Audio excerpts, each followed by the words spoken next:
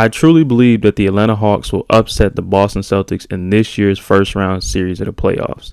Now, before you Boston Celtics fans go getting in the comments telling me about how you won the season series, the Orlando Magic also beat you guys 3-1 in the season series. So what does that mean? The regular season really does not matter once you get to the postseason. I think all playoff teams know that. And the second thing that I would like to say before I actually jump into this is that, yeah, I know it's a long shot. I know a 2 seed is supposed to demolish a 7 seed. I know it's unlikely for most people, but I've kind of talked myself into it, and I'm hoping I can talk you guys into it as well.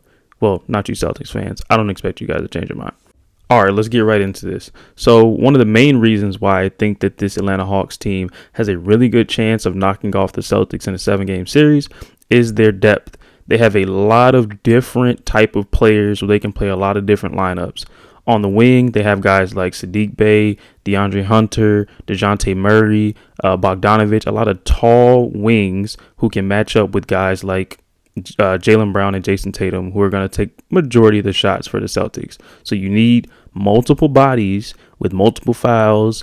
You need to be able to sub guys in and out to keep up that same intensity at all times. You cannot have any lulls. I think that's one of the reasons why the Milwaukee Bucks don't match up well with the Celtics, is because they just flat out don't have enough wing defenders to keep up with them for 48 minutes. Then they also have the bigs. They have every possible lineup that you could think of for a big. They can go extremely big with Capella, who's not able to knock down a shot, but he's gonna be able to guard guys like Robert Williams. Then you can go with John Collins if you want to put him at a small ball 5. If Al Horford is gonna strictly play 5, they can go Okongwu at that same. Actually, Okongwu can do kind of both. He can play big, and if they want to go with Al Horford, put Okongwu at the 5. And even though he's a young guy, I love Jalen Johnson off the bench. Extremely high energy guy. He'll probably play 10 minutes or so at the most, but all of that is going to be extremely high energy, which I think is going to be very important in this series, because I think the Hawks are probably a younger team than this Celtics team, and they'll probably have a little more energy, and they'll need that to pull out a couple of these wins. Then we have one of the obvious reasons why I have faith in this team to do this is Trae Young. I think he's proven that he can be very dangerous in the playoffs, especially when he gets rolling, because there's not much that you can do. As much as people want to knock Trae Young for a multitude of things, at the end of the day, he is an extremely above average or elite offensive player. He is instant offense. When you think of instant offense, he's one of those guys. He's averaging 26-9 in his entire career during the playoffs, and that's even with the horrible series that he had last year against the Miami Heat. And in that series, he only averaged 15, and the Miami Heat just completely shut him down. But the reason being for that is, I said that wrong. The reason for that is that he didn't have anybody else to handle the ball. It was like Kevin Huerter, Bogdanovich, guys like that on the wing, and they're not anybody that's going to take the ball handling pressures off of Trae Young. They now have that in Dejounte Murray. So if they're just really hounding Trae Young that much, he can let Dejounte Murray, take some of those responsibilities while he rests, can do some off-ball kind of things, get involved in other ways. But even with those similar rosters prior to Dejounte Murray, like I said earlier, Trae Young has proven how dangerous he can be in the playoffs. He's gone up against some of the best defenses in the last couple of years in the playoffs. He went up against the Knicks, the Sixers, and the Bucks, and played pretty well against all of those guys. And I've already mentioned the Heat. He didn't play so well against them, but like I just said, he'll have what he needs to get around defenses like that. Now, I did just mention him a little bit ago, so I am going to go ahead and get to that part of this. Dejounte Murray is going to be, I think, the most important piece of this entire thing. If they are going to pull this off and make this a competitive series and not probably a 4 or 5 game series like most people are thinking, he's going to have to be there to take that pressure off of Trae Young and do it at a consistent rate. He cannot disappear like I've seen him in some games. Some games he's just out there just kind of existing. He's just kind of watching Trae Young, which I think In previous years, a lot of players kind of did, but none of those guys had the ability that Dejounte Murray has. So if he plays like he played in that play-in game against the Heat, where he's aggressive, he's making quick, decisive moves. When Trae kicks it to him out of like a double team or a trap or something, he's one dribble pull up, knocking it down, or he's getting to the bucket really quickly. He's making quick decisions. So in my personal opinion, out of everybody on the Atlanta Hawks, I think Dejounte Murray's play is going to heavily dictate how this series goes. I think he's the key piece for all this. He's the X factor, if you will. He's going to have some of the best assignments. He's probably going to be guarding Jaylen Brown and Jason Tatum a lot of the possessions. I don't see him guarding anybody else. 9 times out of 10, when he's on the court, he's going to have one of those guys and probably switch off and on from them the entire night. I honestly, he'll probably start on Jaylen Brown. I see them putting DeAndre Hunter on Jason Tatum for most of the game. But if he gets hot, I could see Dejounte Murray getting the assignment. And last but not least, the last thing that gives me hope for this team is their coach. Not only is Quinn Snyder a very respectable coach in the league, but in the NBA, when teams change coaches, there's usually just like a new, fresh energy about them. I think everybody kind of sees that, even if it's not, long lived. But I think when teams do switch coaches, it's like, okay, we got a breath of fresh air. We got a new voice in the locker room. We're going to listen to this guy. Whatever he asks us to do, we're going to do it.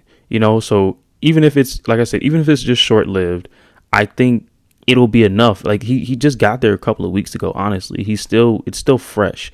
It's still new. They're still willing to listen to him and trust him in all situations. And the last time the Atlanta Hawks switched coaches during the middle of the season, they made an Eastern Conference Finals run with Nate McMillan. Now his time ran out, but like I said, during the beginning of that tenure, it was great. Everything was great. Trae Young was happy with stuff. The team was really vibing behind Nate McMillan and kind of rallying with him.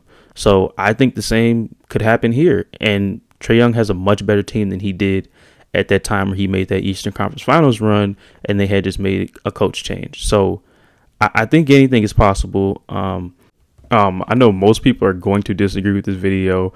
I can see it now, but honestly, I just am tired of the same old. The first round of the playoffs is usually one of those things where it's like, all right, we know who's winning. There's no excitement for the first round of playoffs, and I guess this is just more of a hope for me. Do I think they have a real chance? Yes, I do. Is it likely? Probably not, but I do. I can foresee them making this an exciting series where it's not just, four up, 4 down. Let's get up out of here and wait to play the Sixers in the next round. I don't think that's exciting basketball. I don't want to watch that. I don't want to watch a sweep. I want to watch an exciting series. And this year of basketball seems like it's going that route. Most people just think it's going to be in the Western Conference, but it seems like it's going to be one of those years where the seeding isn't going to dictate how these series turn out. Like Golden State is heavily favored as a 6 seed against the 3 seeded Kings, and people are just like, oh nope, the Warriors got this. We don't even think that the Kings have a chance. Stuff like that. People think the Lakers are going to have a chance against the 2nd seeded Grizzlies. Things like that where those matchups are going to be fun. People are going to be tuning into those. And I am just a person who does not think that it's going to just be fun out west. I think it's going to be fun out east. Granted, the records don't look great. This team hasn't played great all season, but who knows? Anything can happen. And also, one thing I did forget to mention, which I don't know how much of an impact it's going to make, but Jaylen Brown did cut his hand the other day, and I think it is his shooting hand. He did get stitches in that hand. I don't know how much it's going to affect him. They say he's available. I didn't expect him to miss time. I just don't know how it's going to affect, his ball handling, his ball security, his jump shot, his passing ability. You never know. And he hasn't played, I don't believe he's played a game since he's had that injury. So, first game of the playoffs, he might be testing it out. And him testing out a cut hand that needed stitches is probably not the best of time to be testing it out during game 1 of the NBA playoffs. And we've seen Trae Young against the Bucks come out in the first game of the series and absolutely smack them in the face. Like, once Trae Young gets rolling, there's not much that you can do. They had Drew Holiday, heavily regarded as the best on-ball defender in the entire league, and he couldn't do anything with Trae Young. So that's it for this one, man. I appreciate you guys for watching. If you have any comments, have anything you want to say, feel free to leave it in the comment section down below. And if you made it this far, why not subscribe? So appreciate you guys. Till next time.